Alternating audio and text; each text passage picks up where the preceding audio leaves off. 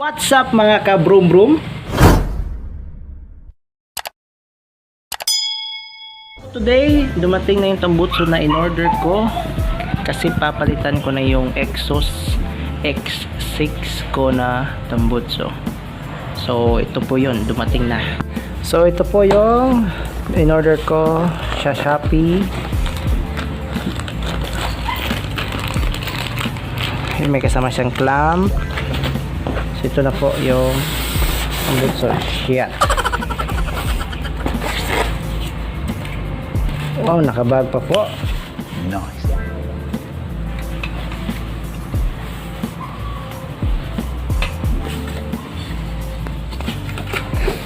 Boom! Sana all. So may kasama siyang parang adapter, then silencer, Yoshimura, tag 1,500 sa Shopee.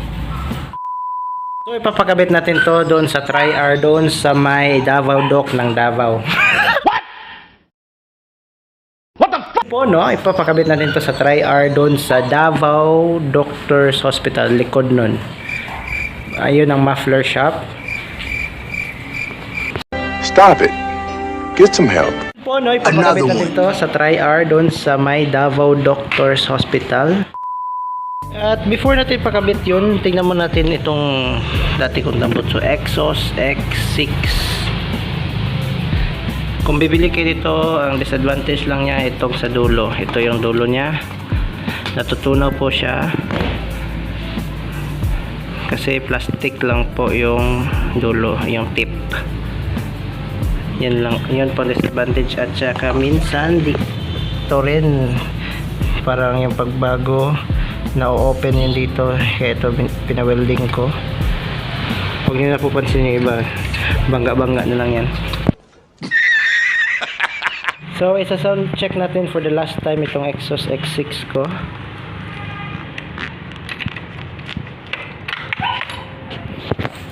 So, sound check. Exos X6.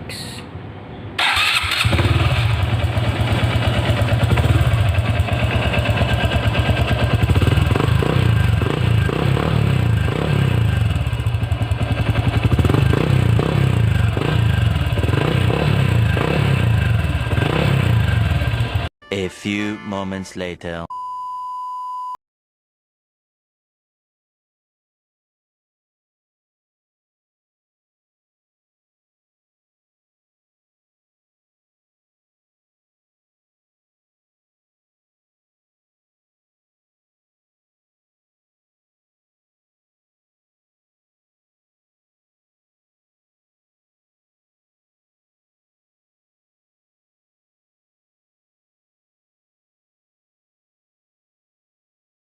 Later. Ayun po, installed na po ang elbow. Thank you po sa Tri-R. Dito lang po yan sa likod ng Davao Dock. Nice.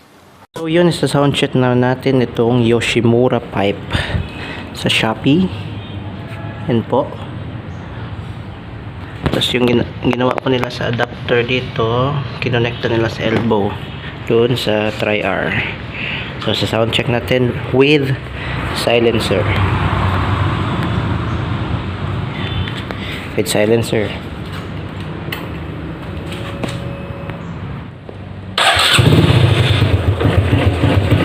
Ito po yung tunog niya, idle.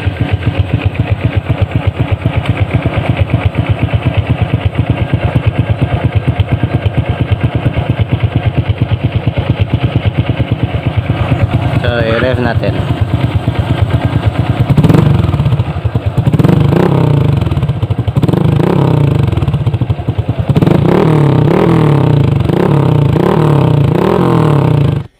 Yeah, boy. So, ngayon naman, testingan naman natin na walang silencer.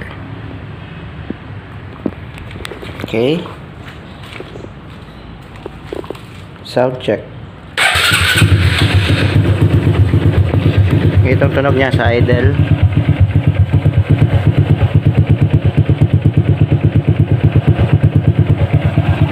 Yan ang idle sound niya. Ito naman pag i-rev.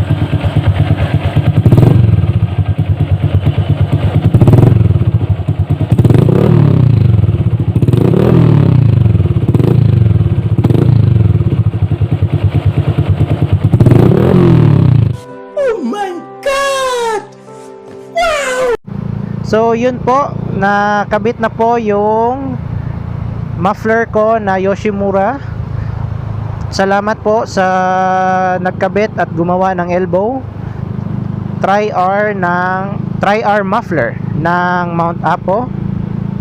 So kung gusto nyo magpagawa ng elbow at magpakabit ng mga muffler or magpagawa ng silencer, magpapakalkal, pwede kayo pumunta sa Tri-R Muffler. Pwede nyo i-search sa FB page nila, Tri-R Muffler. Ito po yung FB page nila. And mayroon silang 4 na branches. Meron silang branch sa Kalinan, branch sa Indangan, branch sa Turil, at yung pinakabitan ko branch sa Mount Apo. Yan po yung likod ng Davao Doctors Hospital.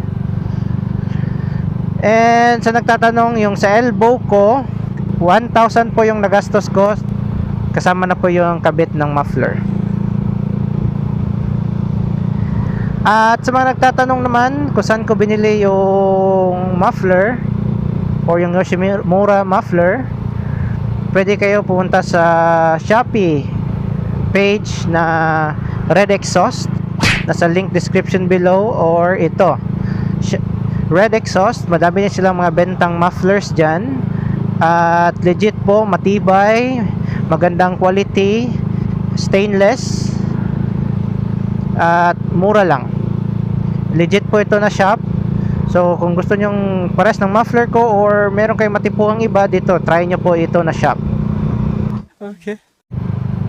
So yun lang po sa Yoshimura muffler review ko. See you on my next vlog.